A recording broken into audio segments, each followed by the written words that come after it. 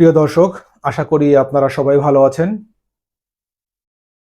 গতকাল আমাদের এই স্বাধীনতার ১ মাস পূর্ণ হয়েছে।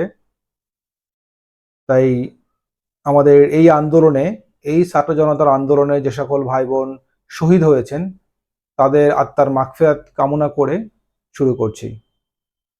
আল্লাহ সবাইকে বেহেশতে নসিব করুন। এই বৈষম্য বিরোধী ছাত্র জনতার আন্দোলনে যারা শহীদ হয়েছেন, যাদের আত্মত্যাগের বিনিময়ে আমরা এই স্বাধীনতা পেয়েছি, তারা তো আমাদের কাছে কিছু ডিজার্ভ করে। আমরা এদেশের নাগরিক হিসাবে তাদেরকে আমাদের তো কিছু দেয়া উচিত। তো চলুন সেই বিষয়ে আমরা কিছু আলোচনা করি। বিভিন্ন সংবাদ মাধ্যমের তথ্য অনুযায়ী ৪ই আগস্ট পর্যন্ত ৮০০-রও বেশি নিহতদের তালিকা পাওয়া গিয়েছে এখন পর্যন্ত। এছাড়া স্থায়ীভাবে বিকলাঙ্গ হয়েছেন আরও অনেকে। এই ছাত্র জনতার আন্দোলনে যারা নিহত হয়েছেন বা যারা স্থায়ীভাবে বিকলাঙ্গ হয়েছেন বা যারা আহত হয়েছেন, এদের মধ্যে অনেকের পরিবারই আছে খুব খারাপ অবস্থায়, অনেকে আছে মধ্যবিত্ত, নিম্ন মধ্যবিত্ত, অনেকে আছে দিনমজুর, যারা দিন এনে দিন খায়, নুন আনতে পান্তা পোড়ায়। তো তাদের মতন লোকজনের পক্ষে সারভাইভ করা অনেক কঠিন। তো আমি এই জন্য এই অন্তর্বর্তীকালীন সরকারের কাছে এবং তাদের সকল উপদেষ্টার কাছে আন্তরিকভাবে আহ্বান জানাচ্ছি যে যারা এখনো বিভিন্ন হসপিটালে চিকিৎসাধীন অবস্থায় আছেন, তাদের পরিপূর্ণ চিকিৎসা করার জন্য রাষ্ট্রের পক্ষ থেকে, এই দেশের পক্ষ থেকে, জনগণের পক্ষ থেকে আপনারা প্রয়োজনীয় ব্যবস্থা গ্রহণ করুন, যাতে করে তাদের কষ্টটা কিছুটা হলেও লাঘব হয়।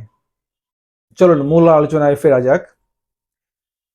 বৈষম্য বিরোধী ছাত্র জনতার আন্দোলনে যারা নিহত হয়েছেন বা যারা স্থায়ীভাবে বিকলাঙ্গ হয়েছেন, তাদেরকে আমরা কি দিতে পারি সেই বিষয় নিয়ে কথা বলা যাক। সম্পূর্ণটাই আমার নিজের ওপিনিয়ন। জানি না আপনাদের সঙ্গে আমার এই ওপিনিয়ন মিলবে কি না। তারপরও যেহেতু নিজের স্বাধীনতা আছে কথা বলার জন্য, তো সেটাই আপনাদের সঙ্গে শেয়ার করি। এই প্রথমত, এই ছাত্র জনতার আন্দোলনে যে সকল ভাই বোন শহীদ হয়েছেন, তাদের পরিবার থেকে অন্তত একজনকে সরকারি চাকরি দেওয়া যেতে পারে, যাতে করে তার পরিবার আগামী দিনগুলো ভালোভাবে চলতে পারে। দ্বিতীয়ত, যাদের পরিবারে এই চাকরি করার মতন কেউ নেই, তাদের পরিবারের অবস্থা অনুযায়ী একটি মাসিক ভাতা দেওয়া যেতে পারে, যাতে করে তারা তাদের আগামী ভবিষ্যতের সময়গুলো পার করতে পারে। কারণ প্রত্যেকটা পরিবারই তাদের বাচ্চাকে অনেক কষ্ট করে মানুষ করে। তো এই কষ্টের বিনিময়ে তাদের সন্তানগুলো যখন গড়ে তোলে, কোনো ভার্সিটি বা কলেজে পাঠায়, একটা বড় আশা নিয়ে পাঠায়, তো সেই আশাটা যখন ছেলে যখন মৃত লাশ হয়ে ফেরত আসে, তখন সেই বাবা মাই বুঝতে পারে সেটা কতটা কষ্টের। আর সন্তানের লাশ যে বাবা মার কাছে কতটা কষ্টের, সেটা ওই জায়গা থেকে যারা ফেস না করবে, রিয়েলাইজ না করবে, তাদের দ্বারা অন্য কারো পক্ষে এটা চিন্তা ভাবনা করা বা অনুভব করা সম্ভব না বলে আমি মনে করি। এতে করে এই সকল পরিবারের কষ্টটা কিছুটা হলেও লাঘব হবে। যদিও কোনো জীবনের বিনিময়ে কোনো কিছু দিয়ে সেটা মেটানো সম্ভব না, তারপরও যতটা সম্ভব আমরা চেষ্টা করতে পারি তাদের পরিবারের পাশে থাকার জন্য, তাদের কষ্টে তাদের পাশে থাকার জন্য।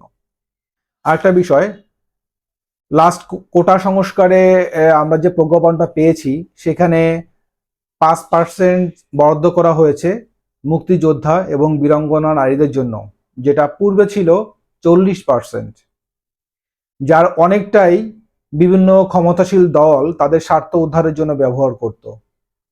তাই আমি মনে করি বর্তমান যে প্রজ্ঞাপনটা হয়েছে, তাতে করে সময়ের তারতম্য অনুযায়ী ১৯৭১ সালে যারা শহীদ হয়েছেন তাদের ছেলে মেয়েদের চাকুরির বয়স সেই সময়সীমা পার হয়ে গিয়েছেন।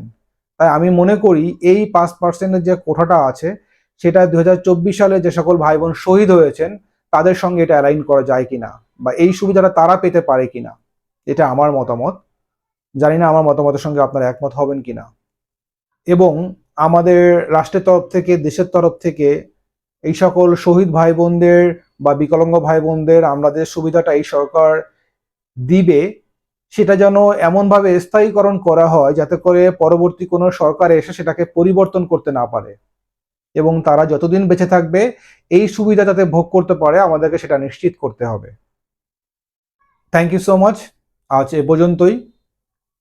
যদি আমার কথাগুলো আপনাদের ভালো লেগে থাকে তাহলে অবশ্যই আমার ফেসবুক পেজ এবং ইউটিউব চ্যানেল সাবস্ক্রাইব করবেন, এনএইচ কন্টেন্ট ক্রিয়েটর। আল্লাহ হাফেজ।